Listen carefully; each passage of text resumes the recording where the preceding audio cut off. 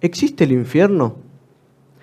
Si me porto mal en esta vida, ¿quiere decir que me voy a quemar por toda la eternidad? ¿Cómo puede Dios decir que es bueno si nos va a castigar y aquellos que se portan mal, todos sus hijos van a sufrir para siempre? ¿Puedo yo intercambiar mi pecado por otro? ¿Puedo pagar algo para que el otro se salve? Si alguna vez te hiciste alguna de estas preguntas, si alguna vez quizás escuchaste hablar de este tema y te llamó la atención, déjame decirte que este es un programa en el que Dios te quiere hablar sobre este tema. Como siempre te digo, muchas gracias por acompañarnos, sobre todo en esta nueva etapa que estamos llevando a cabo nuestro seminario sobre Apocalipsis.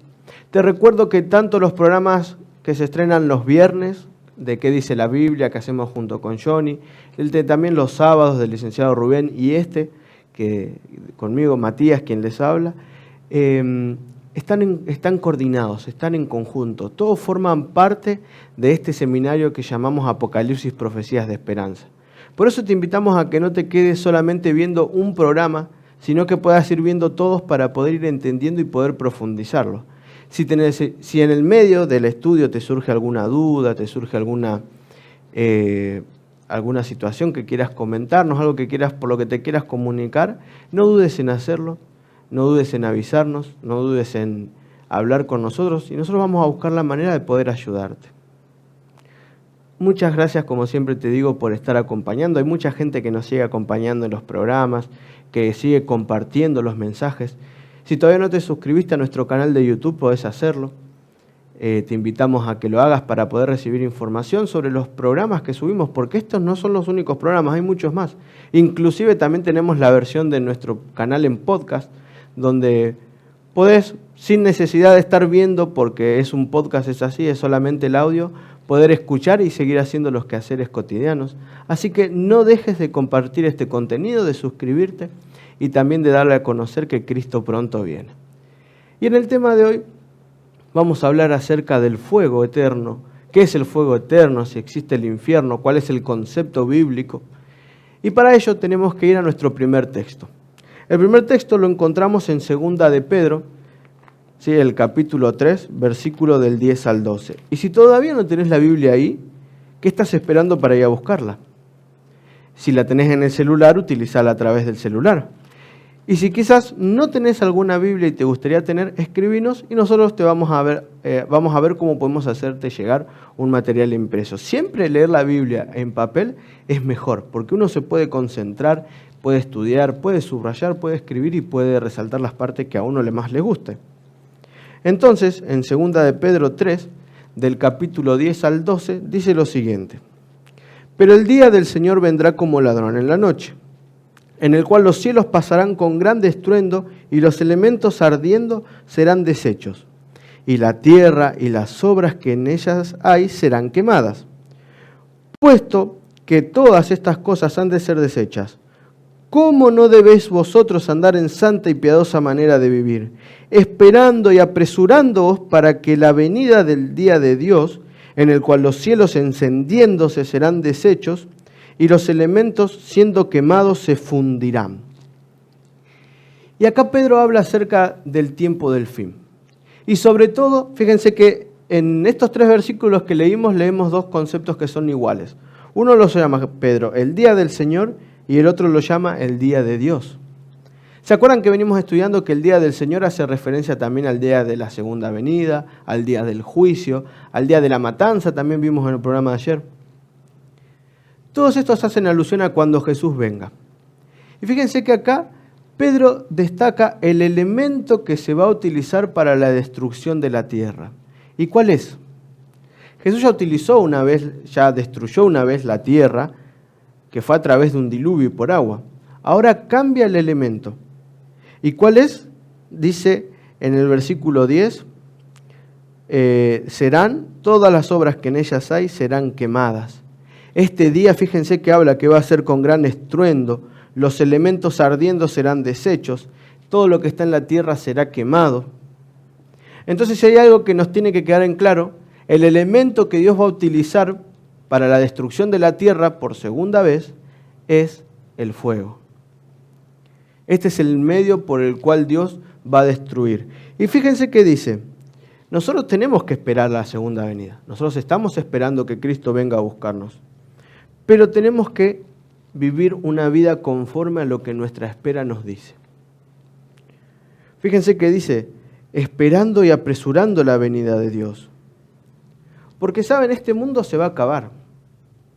Tarde o temprano todas las obras que hay acá, todo lo material, todo lo pasajero que me ofrece este mundo, se va a terminar. ¿Y qué vamos a hacer cuando llegue a su fin? Porque dice, los elementos siendo quemados se fundirán. La tierra como hoy la conocemos va a dejar de conocerse. Este término también hace referencia a derretirse, a licuarse, algo que no va a ser más como era antes. Entonces, ¿va a haber fuego? Claro que sí va a haber fuego. Y esa es la manera en la que Dios va a destruir. Pero ¿va a ser un fuego eterno para siempre? Y muchos se agarran y hablan y fundamentan sus teorías con ciertos textos que en realidad están sacados de su contexto. Y muchos hablan de esto para decir que, bueno, entonces es el fuego, entonces es el infierno.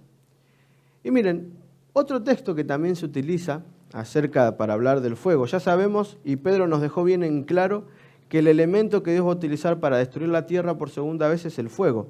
¿Pero es un fuego eterno? ¿Es un fuego de castigo para todos que van a vivir para siempre quemándose? Vamos a ver, miren, vamos ahora al Evangelio de Mateo. El primer libro evangélico que habla de Dios, Mateo registra, y en el capítulo 25, el versículo 41, Mateo registra las mismas palabras de Jesús. Lo mismo que Jesús dijo, él lo escribió. Y dice en el versículo 41, entonces dirá también a los de la izquierda, apartaos de mí, malditos, al fuego eterno preparado para el diablo y sus ángeles. Y saben, acá, este es un texto que también se presta a confusión si no lo estudiamos bien y de manera completa. Podría hablar mucho del tema del griego, pero no es un tema que quizás a todos nos interese. Sí, es importante entenderlo, porque es el idioma original en el que se escribió. Y entendiendo el idioma original podemos entender un poquito mejor. Lo que no quiere decir que si no entendemos nada de esto no lo vamos a poder entender. Pero saben, hay muchos términos en traducciones que se prestan a confusión si no se traducen correctamente.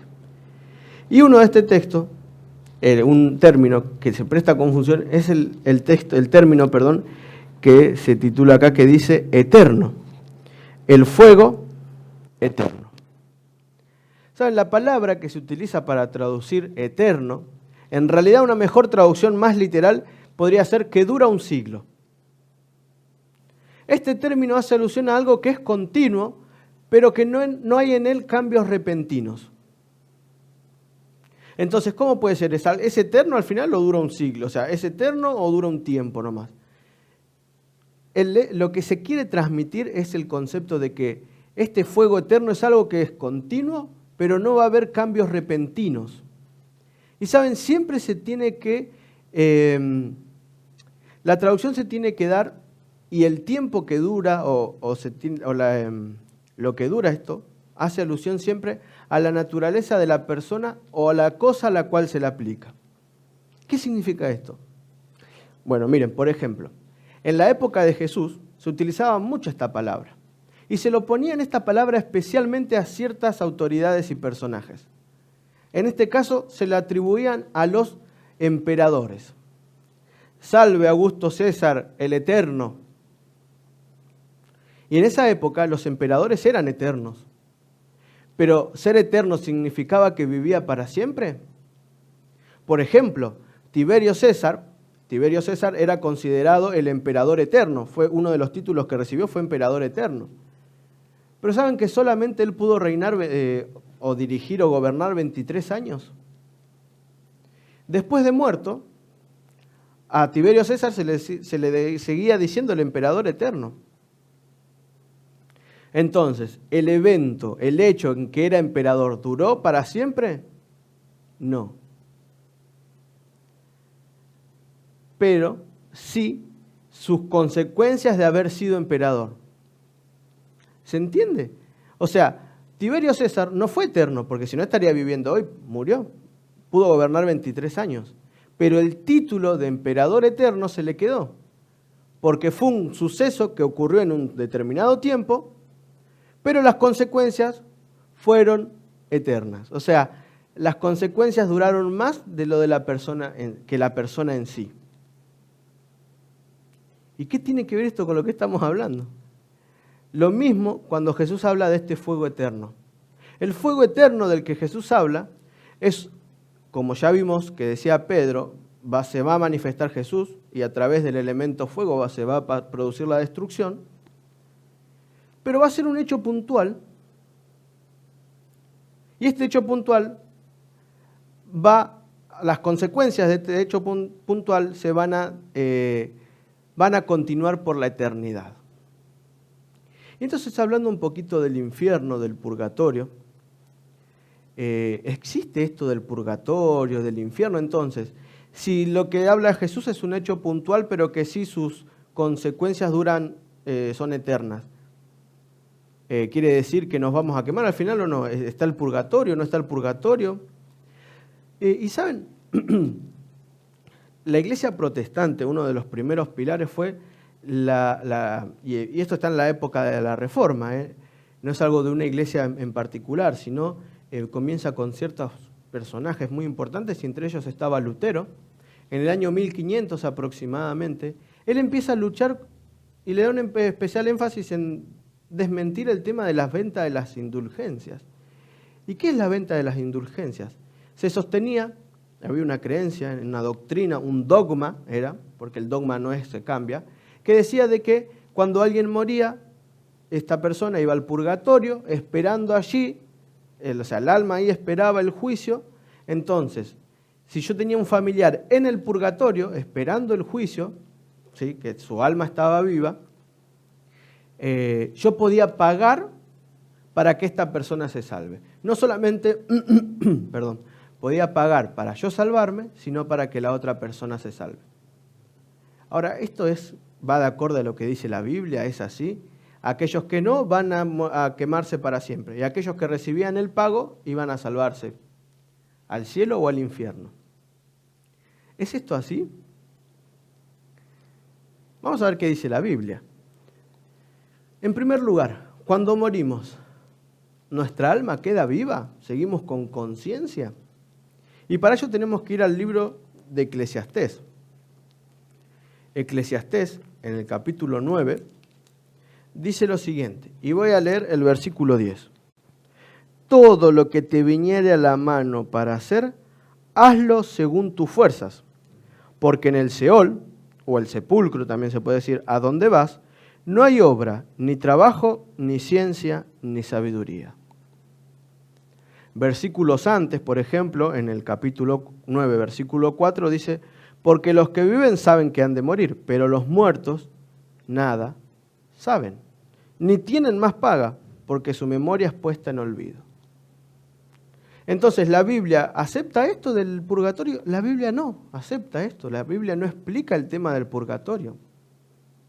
La Biblia dice que una vez que nosotros morimos, pasamos al descanso, y este descanso es como un sueño, no hay conciencia en ella. Por eso acá Salomón, el sabio, dice en Eclesiastés, donde vas no hay obra, ni trabajo, ni ciencia, ni sabiduría. Dejamos de ser. Perdemos la noción del tiempo.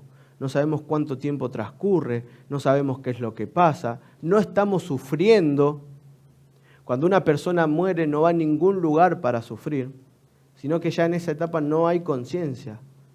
También Pablo habla de que la muerte es como un sueño. Jesús dijo, no está muerta, sino que esta niña está durmiendo. Se compara la muerte con un sueño. Entonces, ¿hay almas en el purgatorio esperando el juicio o esperando que yo haga algo para salvarlo? No. Otra cosa, ¿puedo yo hacer algo para salvar a otra persona? Sí puedo hablarle, pero ¿puedo yo hacer que la otra se salve por mis méritos? Vamos a ver qué dice Ezequiel, el libro de Ezequiel, uno de los profetas más importantes, no porque los otros eran menos importantes, sino en cuanto a cantidad de visiones y el libro que escribió. Ezequiel, el capítulo 18, el versículo 20 dice lo siguiente. El alma que pecare, esa morirá. El Hijo no llevará el pecado del Padre, ni el Padre llevará el pecado del Hijo. La justicia del justo será sobre él, y la piedad del impío será sobre él. O sea, ¿podemos transferir pecado o salvación a otra persona? No. ¿Puedo yo pagar para que otra persona se salve? No. ¿Puedo yo tomar la decisión para que otra persona se salve? No. Pero sí Dios nos da la voluntad y la oportunidad de poder trabajar en favor de otras personas. ¿Qué es lo que puedo hacer yo para que otra persona se salve? Predicar. Y predicar no tiene que ver con pararme atrás de delante de una cámara o atrás de un púlpito o hablarle a una muchedumbre de personas. Predicar tiene que ver con demostrar a los demás que servimos a un Dios de amor. Que todo lo que vos digas, que todo lo que vos hables, grite por sí solo que sos un hijo de Dios. Ponete a pensar, ¿vos podés decidir por la salvación de tu hijo, de tu hija, de tu hermano, de tu hermana, de algún cónyuge? No. No podés decidir, pero sí tenés la oportunidad, como decía Pedro, esperándonos y apresurando la venida de Cristo. Podemos trabajar en favor del otro incansablemente. ¿Qué estamos haciendo hasta que Cristo venga por segunda vez? ¿Por qué nos detenemos o desistimos tan fácil? ¿Por qué no nos esforzamos un poquito más? ¿Por qué no tomamos la bandera de ser un siervo de Dios, un hijo de Cristo, y la llevamos adelante? ¿Por qué no predicamos que Cristo pronto viene a buscarnos? ¿Cuán pronto es? Yo no te lo puedo decir, pero sí te puedo asegurar que es mucho antes de lo que nosotros creemos. Entonces no tenemos que pensar que podemos decidir por nadie. Sí podemos trabajar en favor del otro. Como así tampoco podemos transmitir la salvación hacia la otra persona. No transmitir. Y otra vez, volviendo al concepto del purgatorio, de esperar que sea un juicio, vamos a ver qué dice Hebreos, el libro de Hebreos, el capítulo 9, el versículo 4. Hebreos 9, versículo 27. Y dice lo siguiente: y de la manera que está establecido para los hombres, que mueran, que me lo perdí acá, vamos a leerlo de nuevo. Y de la manera que está establecido para los hombres, que mueran una sola vez, y después de esto el juicio.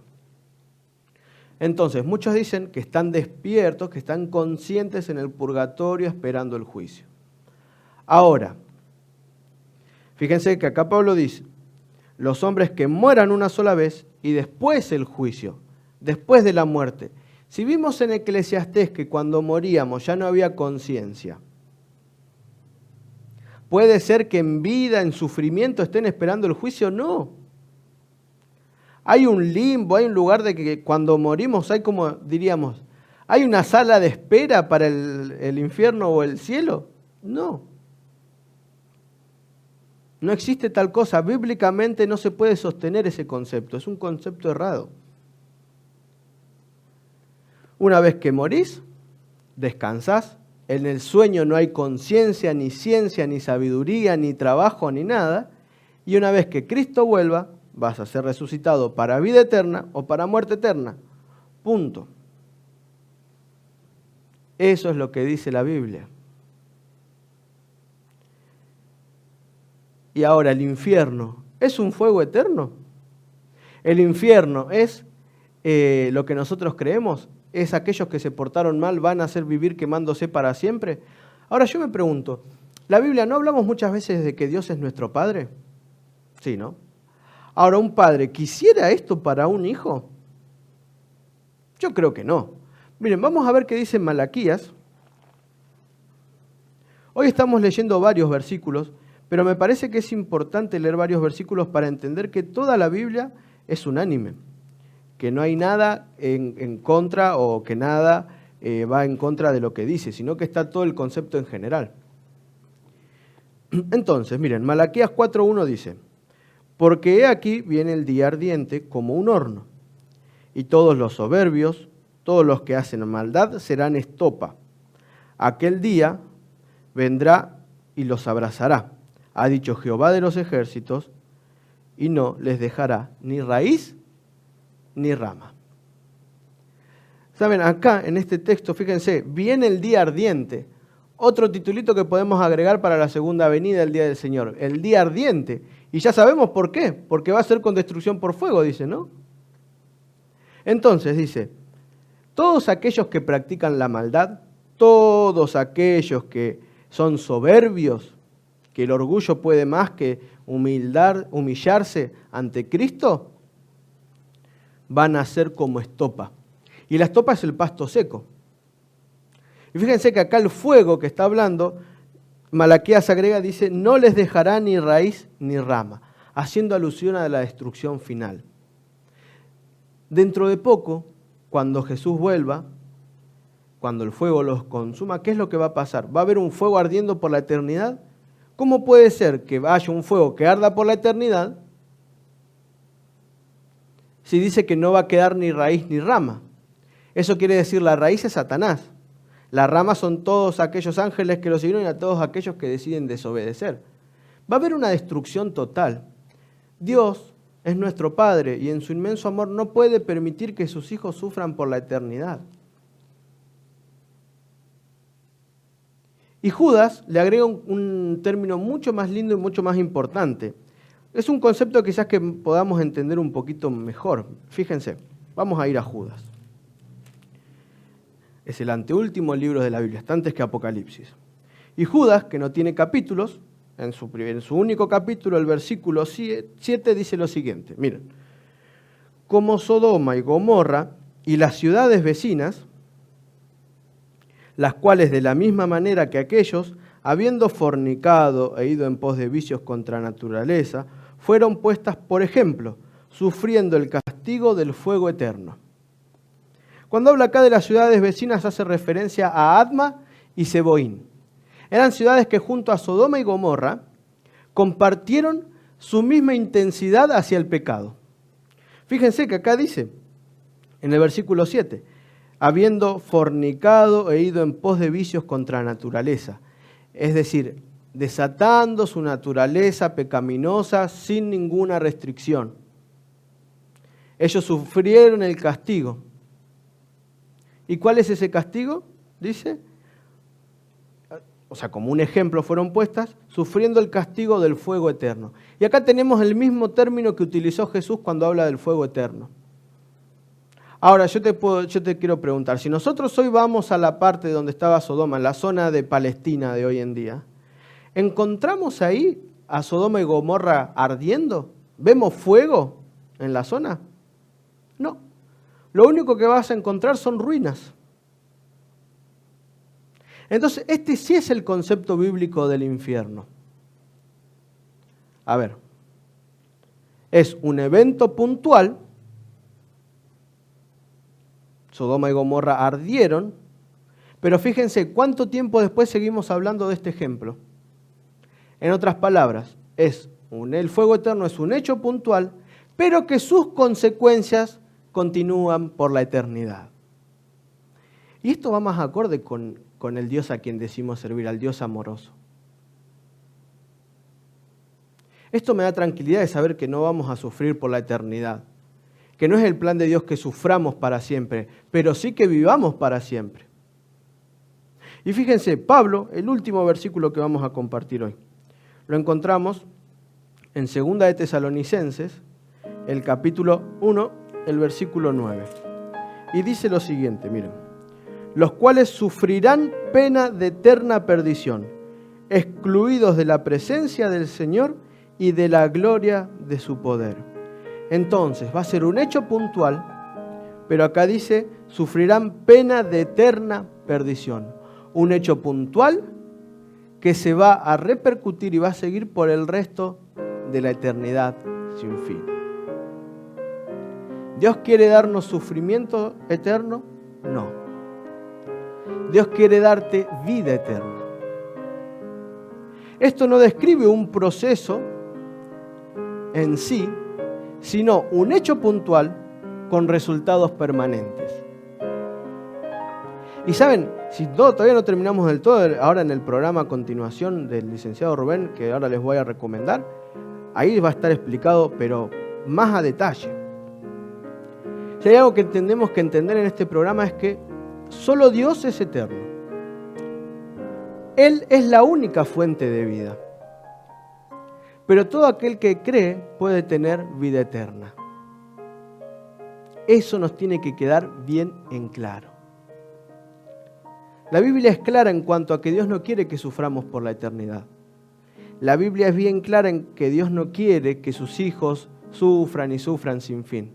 Va a ser un hecho puntual, pero sus consecuencias van a durar para siempre. Ahora, nosotros tenemos que tomar una decisión. No nos podemos quedar en el medio. ¿De qué lado queremos estar? ¿Del lado vencedor o del lado perdedor? ¿Del lado que va a gozar la vida eterna o la muerte eterna? ¿Qué estamos haciendo para llevar este mensaje a otros? ¿Qué estamos haciendo para dar a conocer que dentro de poco Cristo va a venir? El pecado va a recibir su recompensa, pero los fieles van a recibir la suya también. Dios quiera que nos mantengamos firmes en esto. Dios quiera que tomamos la decisión, porque cualquiera puede tomar una decisión. Lo difícil es mantenerla. Un hecho puntual lo puede hacer cualquiera, pero los resultados permanentes solo se dan a través de una comunión permanente y cotidiana con Cristo. Dios quiera, mi querido amigo, que puedas decidir entregarte a Cristo. Dios quiera que este tema te haya servido para entender que tenemos un Dios de amor que no quiere que nadie sufra, sino que todos procedan al arrepentimiento, porque Él quiere la vida del impío, dice, ahí en Jeremías 20, donde leíamos hoy. Ezequiel 18, donde leíamos. Dios te quiere dar una nueva oportunidad. Dios quiere que te acerques a Él. No le cierres los brazos a ese Salvador amante que busca abrazarte. Permití que Él viva en vos y que te pueda dar una nueva oportunidad.